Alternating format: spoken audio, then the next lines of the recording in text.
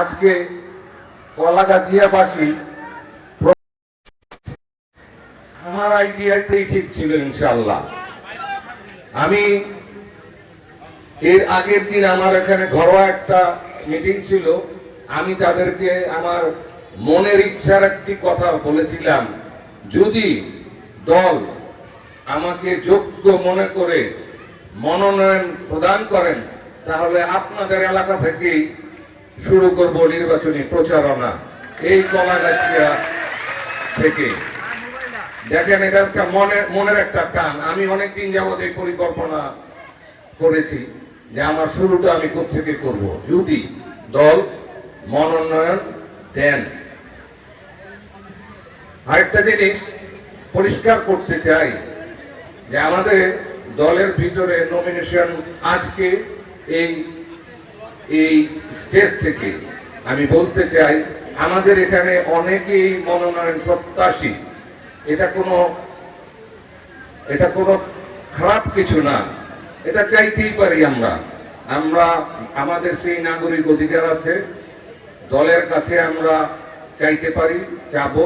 সেটা এখানে আপাতত দৃষ্টিতে দেখা যাচ্ছে প্রার্থী সাগর ভাইয়া প্রার্থী, আমার জানা মতে আমার অনুজ, আমার ছোট ভাই সজল প্রার্থী, ও আমাকে বলছে নমিনেশন নিবে। আচ্ছা, এরপরে আমাদের প্রাণপ্রিয় চাচা বাবুল চাচাও উনিও আগ্রহ প্রকাশ করেছেন।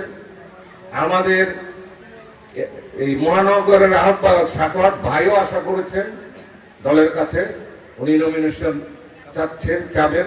এবং টিপু ভাই, আবুল আলসুর টিপু ভাইও আশা করেছেন, উনিও চাবেন। এবং আমাদের অভিভাবক, আমাদের সাবেক সংসদ সদস্য অ্যাডভোকেট আব্দুল কালাম সাহেব, উনিও আশা করেছেন বা দলের কাছে উনিও দাবি জানিয়েছেন। আমিও এরকম হয়তো দাবি জানিয়েছি বা জানাচ্ছি। আপনাদের মাঝে সাংবাদিক ভাইদের মাধ্যমে আমি বলতে চাই যে কেউ নমিনেশন নিয়ে আসেন, কোনো সমস্যা নাই। মার্কা কিন্তু ধানের শীষ। মার্কা কি? আমরা কোথায় থাকবো? আমরা সবাই এই ধানের শীষের পিছনেই থাকবো। দেশ নেত্রী খালেদা জিয়ার পিছনে থাকবো, জনাব ভারপ্রাপ্ত চেয়ারম্যান তারেক রহমানের পিছনে থাকবো, আদর্শ থাকবে শহীদ প্রেসিডেন্ট জিয়াউর রহমানের। তো এইখানে আসলে কাদা ছোড়াছুড়ির আমি কিছু দেখি না।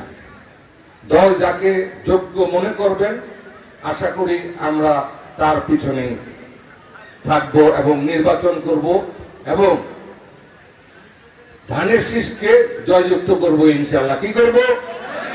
ইনশাআল্লাহ। এই কলাগাছিয়াবাসীর অনেকগুলো সমস্যা নিয়ে আমি একটু আপনাদের তুলে ধরি। আপনাদের অনেক দুঃখ কষ্টের কথা ইতিমধ্যে আমি কয়েক দফা আপনাদের সাথে বসেছি। সভাপতি মহোদয় এখানে আছেন, এখানে আরো যারা নেতৃবৃন্দ গিয়েছিলেন, এখানে রিপনকে ধন্যবাদ জানাই। রিপন ডাইহার্ট বিএনপির লোক এবং যথেষ্ট আমাদেরকে সাহায্য করছেন। আলাদাভাবে রিপনকে ধন্যবাদ দিই। এবং ওর ত্যাগ গত 15-16 বৎসরে অনেক আমরা অনেক শুনেছি। আপনাদের যে সমস্যাগুলির ভিতরে একটা বড় সমস্যা আপনাদের গ্যাস। এই গ্যাসের সমস্যা সমাধানে আমাদের পাশ ফেলের কোনো দরকার নাই। এটার জন্য কি দরকার? আমাদের একটা সঠিক পদক্ষেপ দরকার। আমরা ইনশাল্লাহ এই ব্যাপারে কাজ করব। এটা এখন থেকেই আমরা কাজ শুরু করব। আমরা বাংলাদেশ গ্যাস ট্রান্সমিশনের যে অফিস আছে তাদের সাথে আমরা কথা বলবো, কিভাবে এই গ্যাসের ডেভেলপমেন্টটা করা যায় সেই ব্যাপারে আমরা কাজ করব। ইনশাল্লাহ আপনারা আমাদের জন্য দোয়া করবেন। দ্বিতীয়ত আরেকটা ব্যাপার আছে, এই বন্দরবাসীর একটা কষ্টের ব্যাপার আছে, একটা ইমোশনের ব্যাপার আছে। এই যে একটা সেতু, এই সেতুটা নিয়ে অনেক ধরনের কথা চলতেছে। এটা বন্দরবাসী এবং নারায়ণগঞ্জবাসীর একটা স্বপ্ন, একটা সেতু বন্ধন হবে, এই কদম রসুল সেতু। আমরা একটা জিনিস বলতে চাই, 2টা ডিজাইন হয়েছে, 3টা ডিজাইন হয়েছে, টেন্ডার হয়েছে, জমি অধিগ্রহণ করছে। আমরা অচিরে এই বন্দরের উদ্বোধন হয়েছে কিনা জানি না, উদ্বোধনও হয়েছে। আমরা এই বন্দরবাসীর দাবির পক্ষে সমর্থন জানাই। আপনারা যদি মনে করেন আপনারা কোনো কাজে, কোনো সিটি কর্পোরেশনে আমাকে নিয়ে যাবেন বা স্মারকলিপি দিবেন, আমরা আপনাদের পাশে থাকবো এবং এইটাকে আমরা বাস্তবায়ন করার জন্য সিটি কর্পোরেশনকে অনুরোধ জানাই। শুধু এই জায়গায় না, আমাদের এই বন্দরবাসী অনেকাংশে অনেক দিক থেকে বঞ্চিত, আরো সেতু দরকার।